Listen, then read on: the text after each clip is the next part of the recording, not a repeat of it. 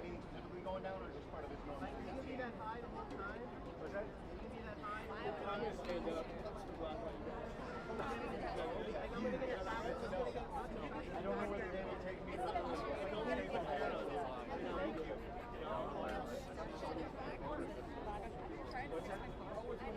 Because every single time I'm like hunched over. It's because we're always at our table. I'm always at my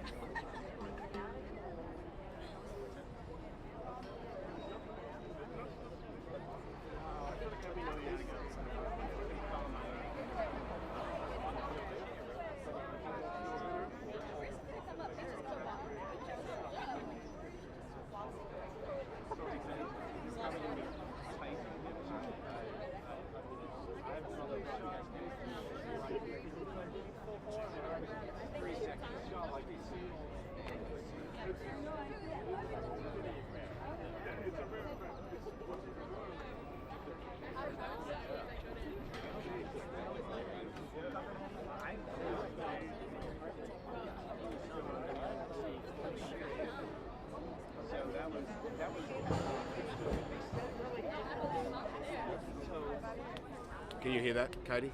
Testing? Yeah. Do you want me to get them all sing a song? We come from the land down under. Yeah, copy.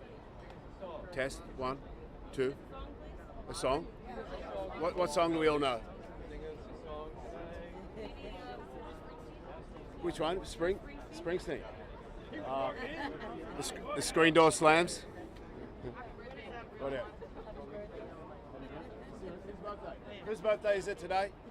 Anyone's birthday? Okay, tomorrow? Yesterday? This week? Any birthdays? When were you all born? I got one this year. What's yours? Your birthday? Okay, we've got a gentleman's birthday tomorrow. Ready? Happy birthday to you. Happy birthday to you. Happy birthday, dear Breeze. Happy birthday to you. Hip hip. Hooray. Hip hip. Hooray. Oh, come on. Hip hip. Hooray.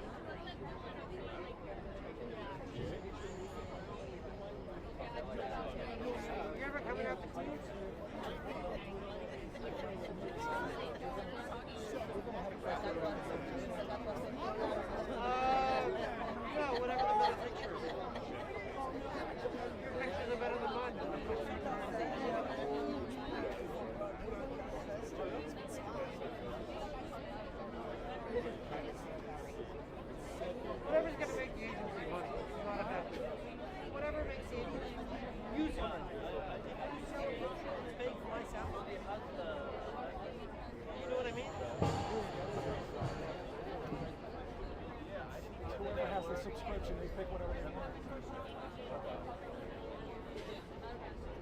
I don't have any say in anything.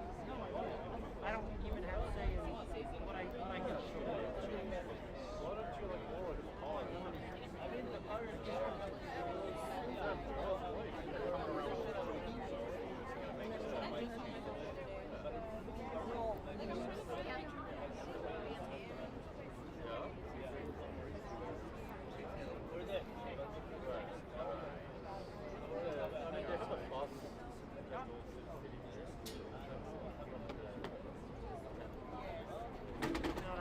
That's what he's going to sit on.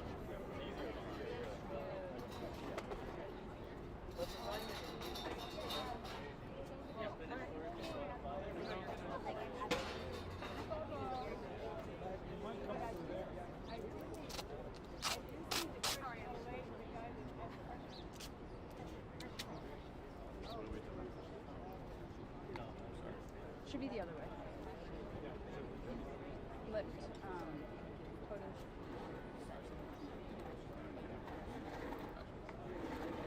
Does it go any higher?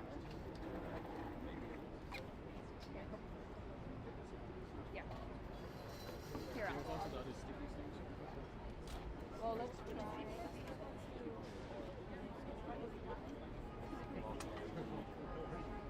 I don't think so.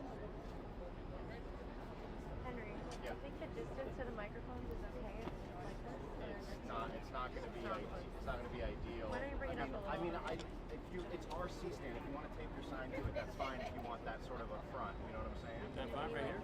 Can we do it to the side, like to the side? What do you mean to the side? I'm sorry. Like twist to the side and it's on this side? Sorry.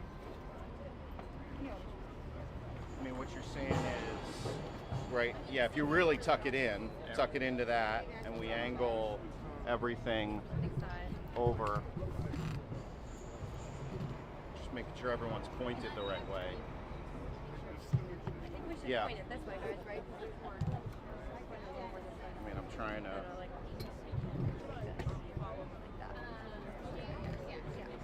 I'm just gonna. Hey, camera is testing 1, 2, 3, 4. I'm trying to help you out because the setup's changing. Is this audio good? This is what they're talking about.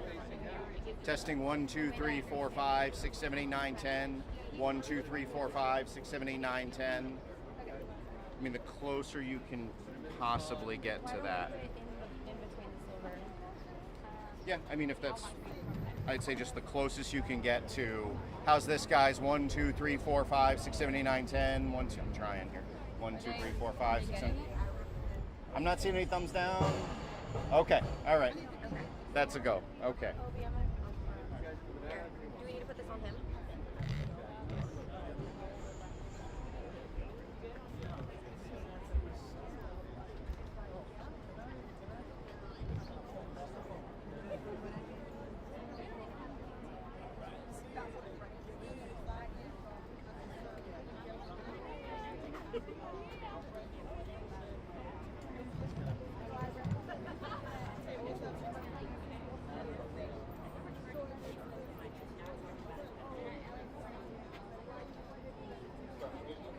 Running the test. Test 1, 2. You guys good?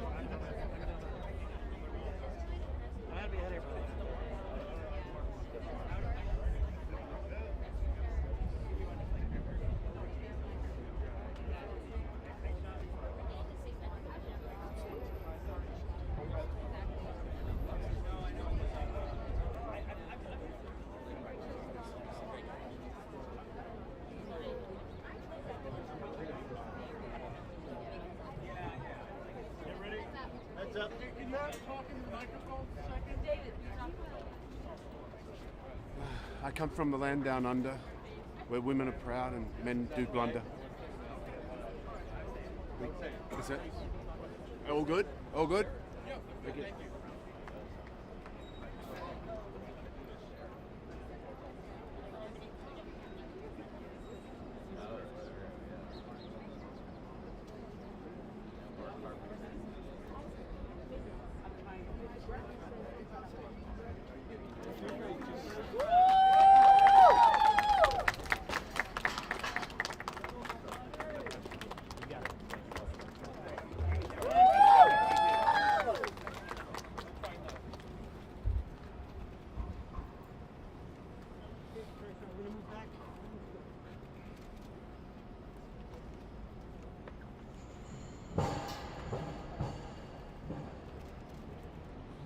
Good morning, everyone. Thank you all for being here. Thank you to Nadine from 1199. Thank you to Candace from 32BJ. Thank you to the rank and file union members who have joined us this morning. We are standing in front of Federal Plaza, the very site where New Yorkers are being stolen, whether from their families, their friends, or from the city that they call home. It is at this very site that we understand the cost of this news, that former Governor Cuomo has been conspiring with President Trump about the fate of this city, about the future of this city, about the facts of this race. It is knowledge that is a betrayal of everything that we stand for as New Yorkers. It is knowledge that disappoints us, and yet it does not surprise us, because it builds on a history that we have seen with this former governor. A history of trying to hide that which he knows is offensive to the values of this city from the people of this city. We see that with this call itself. Something that took place many weeks ago, and yet it took the New York Times to share this with New Yorkers.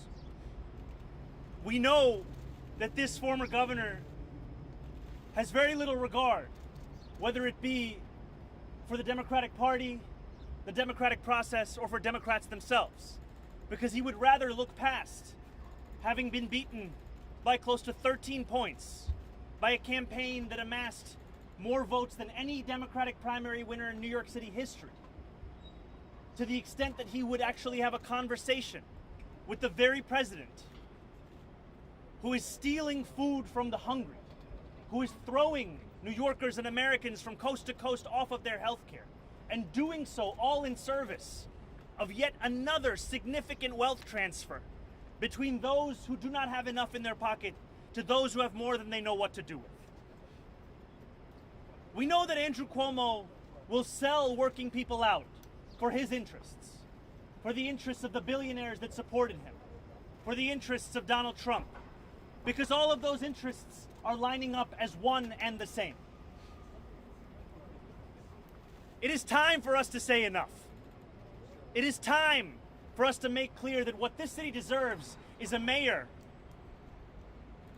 who, when he sees Donald Trump attacking the people of this city, will stand up and fight back against that vision. Will not get on the phone with the architect of that vision to speak about a race that we already know should be a referendum on how to make the most expensive city in the United States of America affordable, not a question of how we can install yet another ambassador for Washington, D.C. in City Hall. I am surrounded by New Yorkers for whom this cost is lived every single day. for whom this question and this decision to get on the phone with Donald Trump has a significant and tangible impact on their lives and the lives of those that they serve. And as we stand here at Federal Plaza, I do so knowing that it is just blocks from here where I got my citizenship, where I was sworn in as an American in this city that I was raised in, and knowing that if Donald Trump is to act upon his threats to denaturalize me, it will likely take place right at this plaza. The job of mayor is not to audition to be the jester for a want to be king. It is to be the person that stands up for the values of this city, for the fabric of this city, and for the people of this city. And that is what I am running to do. I am so thankful to have been joined by such incredible leaders in organized labor. And I would like to begin by calling up Nadine Williamson from 1199 to share more with us as to the cost of this kind of a decision. Good morning, everyone. My name is Nadine Williamson. I am Senior Executive Vice President of 1199 SEIU, and I'm here on behalf of Yvonne Armstrong and Veronica Turner-Biggs, proudly representing 400,000 healthcare workers who keep this city alive, literally keep this city alive. And today, we are not here to whisper, we are here to roar.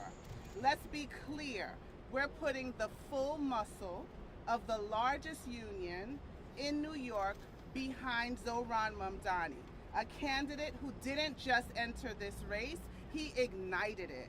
His campaign hasn't just caught fire, it's become a full-blown movement, a movement of workers, immigrants, nurses, techs, and janitors. We live in the richest city, in the richest country in the world. Yet somehow folks are still skipping meals, drowning in rent, and being sent home from overcrowded ERs. Make it make sense. That's why Zohran's vision matters. It's bold, it's urgent, and it's unapologetic. He's not here to patch up the status quo. He's here to replace it. And we appreciate that. And guess what? The people in power are nervous. How do we know? Because Donald Trump and his right-wing sidekicks are poking their noses into New York politics. Trump should stay out of this town. He should not try to meddle in New York City politics. Meanwhile, his party just yanked $1 trillion from Medicaid to line the pockets of the rich. That's not policy, that's robbery. And now our hospitals are understaffed, our members are watching their colleagues disappear in deportation raids, and our communities are living in fear, in constant fear. Let's call it what it is, cruelty. Cruelty in a suit and in a tie. Anyone standing with that agenda or staying silent while it happens is complicit. New York is a union town. That's why us at 1199 and my brothers and sisters at 32BJ are here. We're a town that knows how to fight, organize, and win. And when we elect Zohran Mamdani as our next mayor, we won't be flipping a seat, we'll be flipping the script. Away from billionaires, away from everything that they're doing now. And we're gonna focus on who built this city and who kept it running every day. Let's make history, let's make noise. Thank you all and have a good day.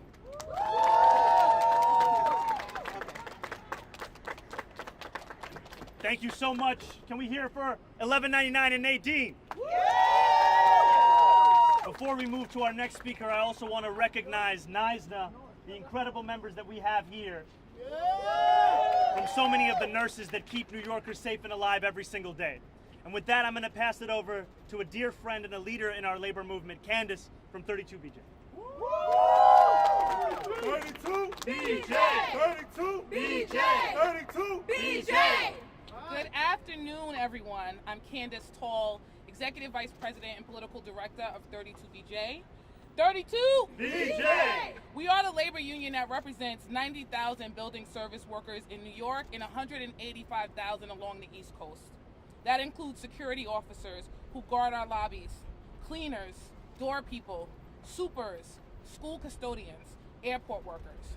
Workers who are on the front lines of the affordability crisis facing our city. We're here today because this moment is unique.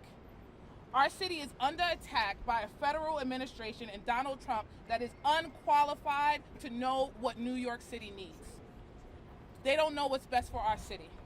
A federal administration that gives tax breaks to billionaires, that cuts our healthcare funding, attacks our retirement, rescinds funding for our institutions, and is trying to strip 32BJ workers of the right to exist in this country. An administration that wants to roll back our country's hard-fought-for worker rights protections. Trump is undermining our nation's democracy. We won't let that happen here in New York City. We have sued this administration and have continued to take to the streets to advance a politics that puts actual families and working people first. We know Trump doesn't give a damn about working people or people of color in New York City. For decades, 32BJ has fought for the city that families can afford. Zohran Mamdani has united and inspired New Yorkers around a positive, optimistic vision for a truly affordable New York City. He is ready and equipped to fight for a city and has made clear that he is ready to stand up against Donald Trump. We thank Zohran for all of his efforts. We support him 100%, and we thank you for convening this effort to show that New York City is not for sale, and we are united against Trump's administration. And we know when we fight, we win! When we fight, we win! When we fight, we win! And now we're going to turn it over to the guy that's going to win because he's a fighter. Thank you. We're going to take on-topic questions, so we'll start with Nick Fandos. Okay, I've got a two-parter here. What do you think Trump could actually do in this race that would help Andrew Cuomo or another candidate? He hasn't necessarily made up his mind. Like, in a city where only 30% of people voted for him, what could he possibly do? And secondarily, if he were to call you, would you take the call? I don't know, and has he called you? I don't know. Donald Trump has not called me. I've said that my approach to Washington will not be a reflexive one. It is one that will be in opposition to Donald Trump's administration when it comes for New Yorkers, when it comes at the expense of the welfare of the people that I'm seeking to serve. If the president and the administration is looking to work for the benefit of New Yorkers, which is what he spent so much of his campaign speaking about, that is a different conversation. If he wants to actually act upon the cheaper groceries that he told us he would deliver, that is a different conversation. But what threatens the president so much about my campaign, our movement, is the fact that it showcases the way in which he's betrayed the very people that we are seeking to serve. He ran a campaign about affordability. He ran a campaign about cost of living. And those same New Yorkers, those same Americans, do not find the necessity of their life any more in reach than they were before the presidential election. And our commitment, it is in contrast to his because it's sincere. It's one that we will actually deliver on. If he called, would you pick up and talk with him? I assume you might share that message, but would it be an obvious, I'll have a conversation or no? I will tell Donald Trump the same thing I'm telling you right now. That's what marks me different than Andrew Cuomo. Whatever I say on a sidewalk, I say in a press conference, I say in a boardroom. It's the same agenda, it's fighting for the same people, and I will make that case to everyone. What I will not do, however, is pick up the phone to call Donald Trump to ask how we could work together to defeat the will of Democrats across this city. That's what Andrew Cuomo did. That's right, yeah. Gloria, right here. What would you say to Andrew Cuomo and his team who say that the president would cut through you like a hot butter knife? He said this during the debate. Or more specifically, that he's the one that has the experience and that your election would ultimately hurt Democrats across the nation. How would you respond to that criticism and their comments that they're apparently the only ones who can stand up against Trump? My administration would be Donald Trump's worst nightmare. And you don't need to take me at my word or take Andrew Cuomo at his. You need to only look at the actions of the Trump administration since I won the Democratic primary.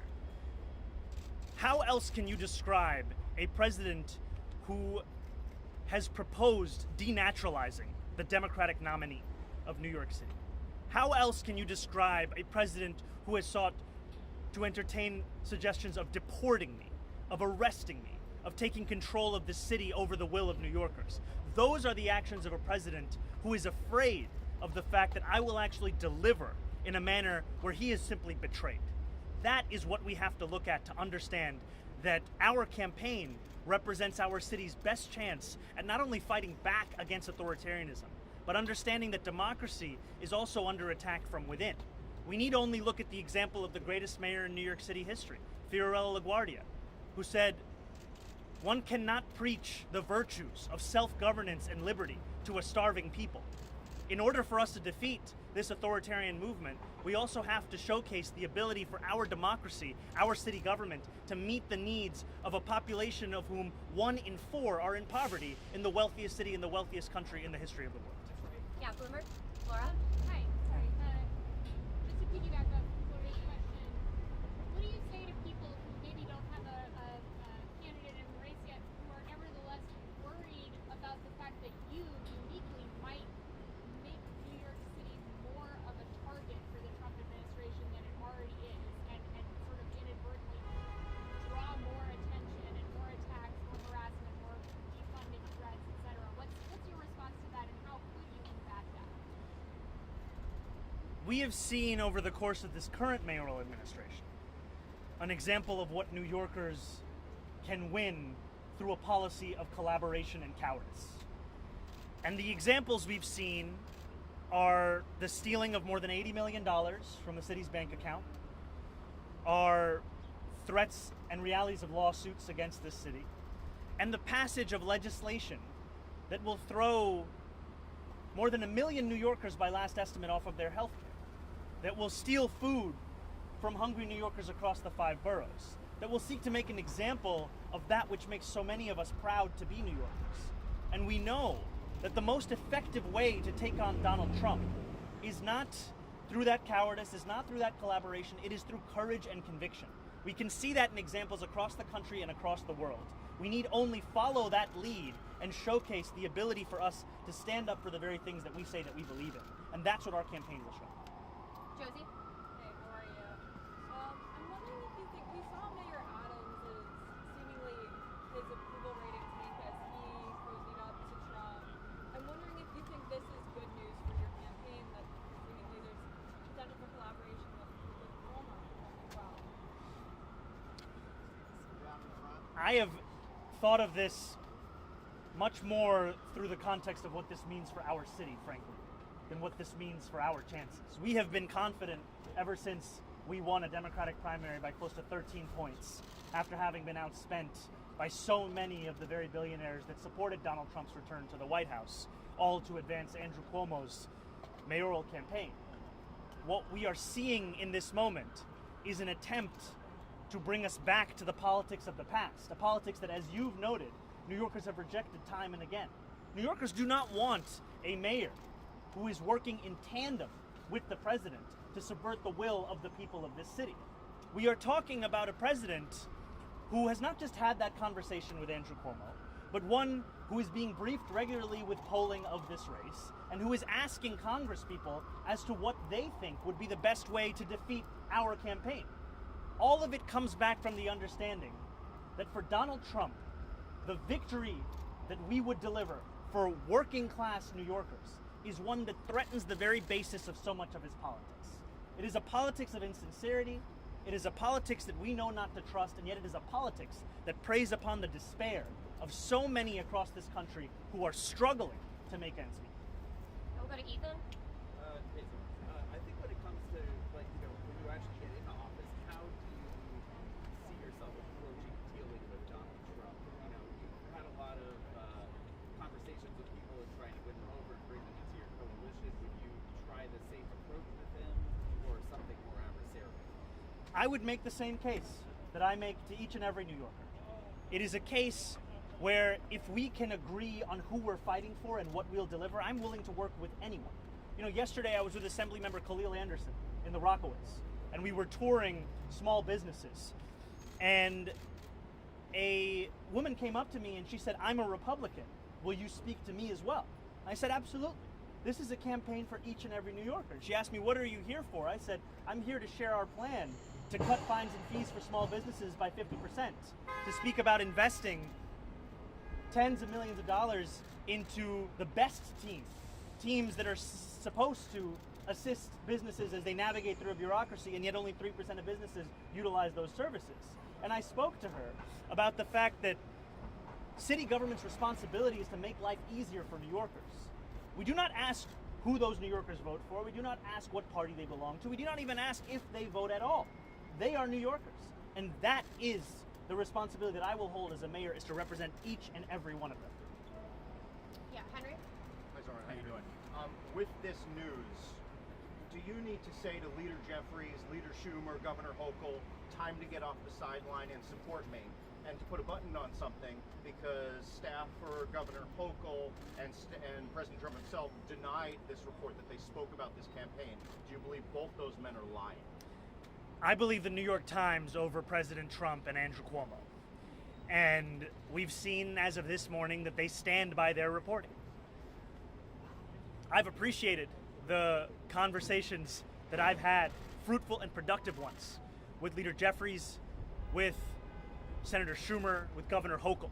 And I look forward to the partnership that we will continue to build for the benefit of people across this city and across this state. And to New Yorkers, what I will say is that we know the choices in front of us in this moment. Donald Trump functionally has 3 candidates in this race. One that he is directly conspiring with, another that he has bailed out of legal trouble and functionally controls, and the third, who is quite literally a member of the Republican Party.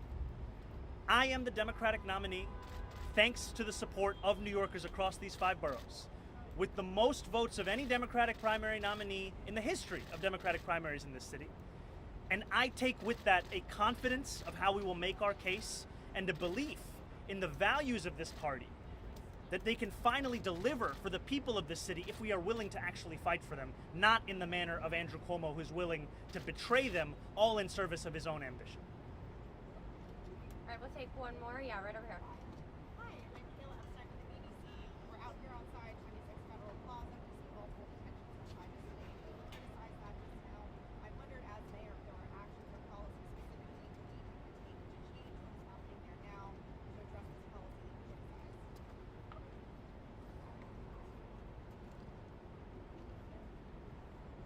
We are standing at the site where New Yorkers have come for regular routine check-ins, thinking it just another that they have to go through, not knowing that they will not see their family again. New Yorkers who have been dragged, disappeared, and detained hundreds of miles away from the city that they call home.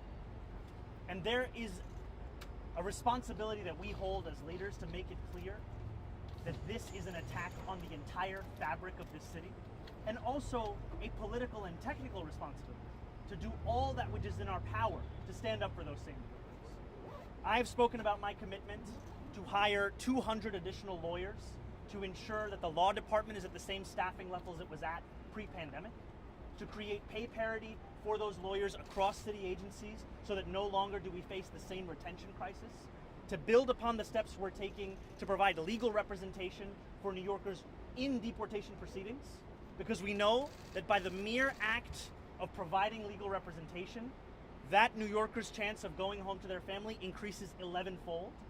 And by my defense, a defense that I will stand by, of our sanctuary city policies. Policies which have kept this city safe for decades. Policies that have been defended by Republicans and Democrats alike. And yet the same policies which we are willing to sacrifice at the altar of Donald Trump, all in the name of giving away everything that we are proud of, in the hopes that this president does not look back at the city that he has made a focus of his administration, whether the first or the second. Thank you guys so much.